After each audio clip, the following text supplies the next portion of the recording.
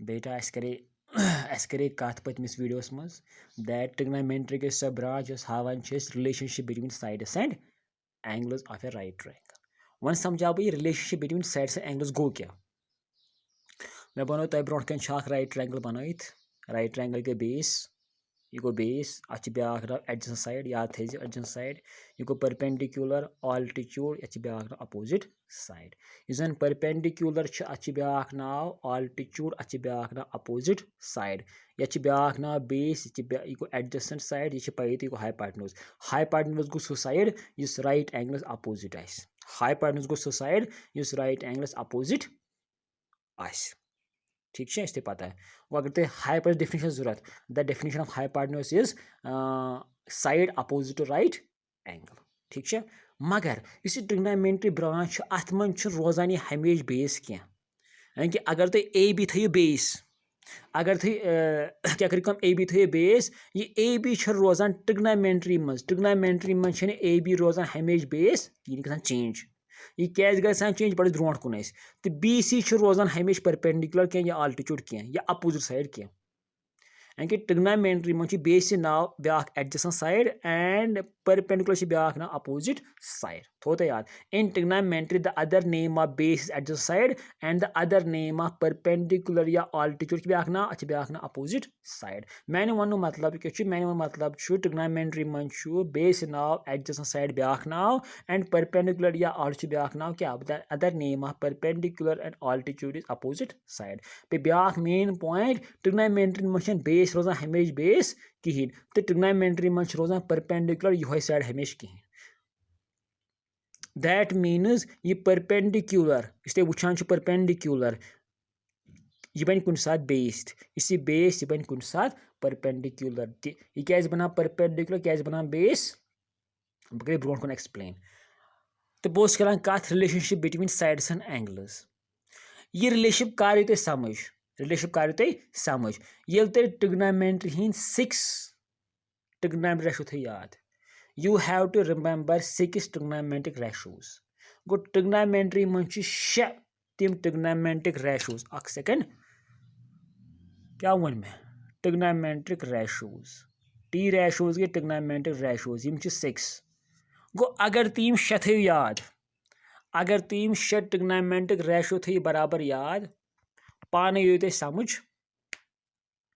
कि relationship between sides and angles क्या गो अगर तुम वनो कह ट्रिग्नोमेट्रिक रेशो कत वन ट्रिग्नोमेट्रिक रेशो गए तिम रेशोज यम जन relationship between sides and angles of a right triangle मैं तुम गोड़े in trigonometry we study a right angle triangle गो ट्रिग्नोमेट्रिक रेशोज गए तिम रेशोज यम जन हावान relationship between sides and angles of a triangle मतलब कुछ ट्रायंगल राइट एंगुलर ट्रायंगल यम के ट्रिग्नोमेट्रिक रेशो गए तिम तो ट्रिग्नोमेट्रिक रेशो कत वन 6 यम ट्रिग्नोमेट्रिक रेशोज हावन खतर फार्मुला याद थवन ट्रिग्नोमेट्रिक रेशोज याद थवन खतर we have to remember one formula that's called some people have curly black hair to present beauty go some people have curly black hair a second some people have curly black hair to present beauty ये so formula यम trigonometric ratio कत 6 यम रोजन याद तो अगर तुम trigonometric ratio रोजन याद पाने तुम समझ कि relationship between sides and angles क्या गो मतलब ट्रिग्नोमेट्री कित कौन हावान relationship between sides and angles वो हमें कैसे पता चलेगा यानी ट्रिग्नोमेट्रिक रेशो थो याद तो ट्रिग्नोमेट्रिक रेशो को याद रखने का तरीका क्या है some people have curly black hair to present beauty ठीक है तुम वुचान यथ मज कोर मे गोनुक लेटर एन सर्कल यानी कि मे कोर सर्कल गोनिकस लेटरस समस मज एसस पी एस मज पी प्लस पी एस हैवस मज एच एस कोर मे सर्कल मे कोर कर्लियस मज सी एस सर्कल मे कोर ब्लैकस मज बी एस सर्कल मे कोर हेयरस मज एच एस सर्कल मे कोर टुहस मज टी एस सर्कल मे कोर प्रेजेंटस मज पी एस सर्कल एंड मे कोर ब्यूटीस मज बी एस सर्कल यह सर्कल कर खास मकसद मे तिकाज गोडनेथ एस यह गो sine S for sine sine बराबर आसान पी गो परपेंडिकुलर डिवाइड बाय हाइपोटेन्यूज गो परपेंडिकुलर डिवाइड बाय हाइपोटेन्यूज मैं वो गोड़े परपेंडिकुलर ब्याक नाव अच्छे ब्याक अपोजिट साइड गो perpendicular is also called opposite side खाली कत मज ट्रिग्नोमेट्री मज यानी कि परपेंडिकुलर ब्याख नाव अपोजिट साइड खाली कत मज ट्रिग्नोमेट्री मज इसलिए गो परपेंडिकुलर गो बराबर opposite side and H go hypotenuse H by P T full stop hypotenuse go sin is equal to S for sin P for perpendicular H for hypotenuse go sin go बराबर perpendicular divided by hypotenuse go sin च बराबर perpendicular divided by hypotenuse actually च वनस your कि नहीं your च वनस actually sin A for angle A means angle अच्छा ठीक गो sin A निमो सतन A for angle is equal to perpendicular च side hypotenuse च side यानी कि अगर बह योर निम sin A फिनिस कित कन निम अख सेकंड अगर बह योर निम sin A क्या निम बह निम sin A फॉर एंगल गो सह बराबर perpendicular divide by hypotenuse sin तो गो P by H and sin A तो गो परपेंडिकुलर डिवाइड बाय हाइपोटेन्यूज ठीक है वो क्या हो समझ एंगल यानी कि ये गई relationship between angles and sides A for angle and P by H गो साइड्स आओ तो समझ यानी कि योर गो एंगल sin A मतलब गो ये गो sine of angle A sine of angle A को बराबर परपेंडिकुलर डिवाइड बाय हाइपोटेन्यूज गो एंगल यानी कि साइन गोनिक ट्रिग्नोमेट्रिक रेशो यह हावान relationship between angle and sides कित हावान तिक साइन गो गोनिक trigonometric ratio first trigonometric ratio is sine A for angle वो जरूरी क्या वन दपू तो A go angle because A for मतलब गो A for angles go ANGLE angle ना ये पगह साइन B तथ साइन C तथ साइन P तथ गो युस लेटर ये सह एंगल मैंने वन मतलब कित हावान ट्रिग्नोमेट्रिक रेशो कित हावान relationship between sides and angles गो S फॉर साइन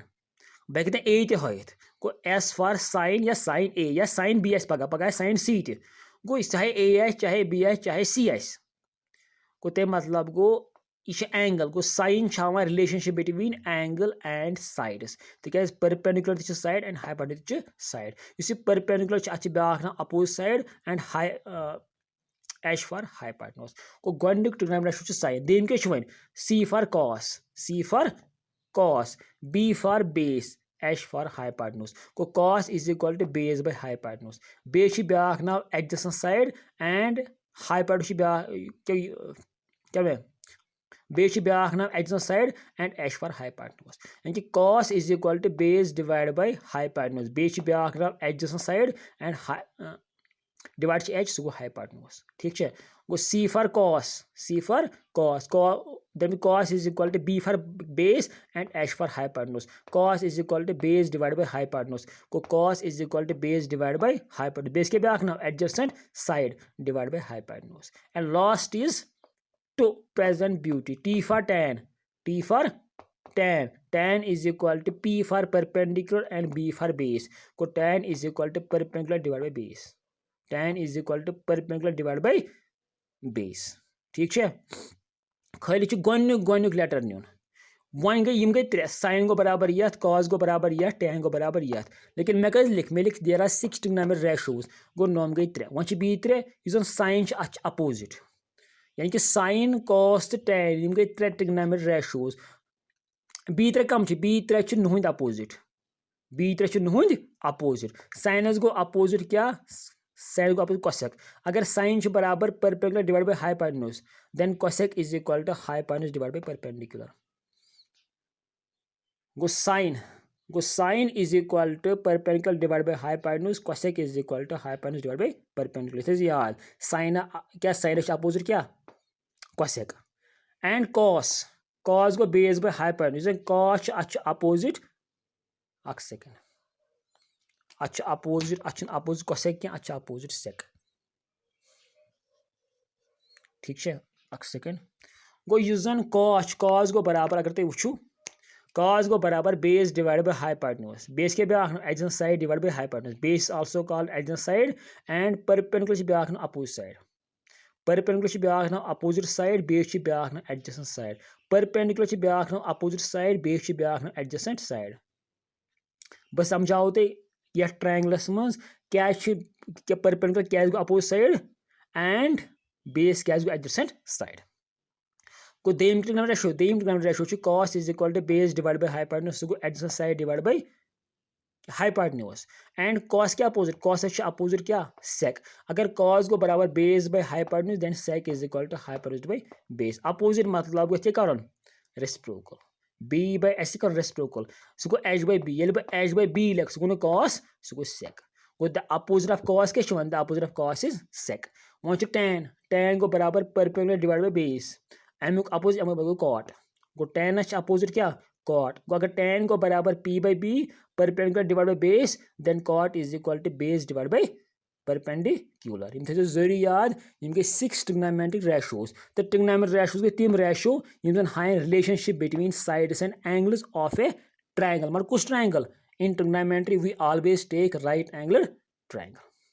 तो यम trigonometric ratio कितना रोजन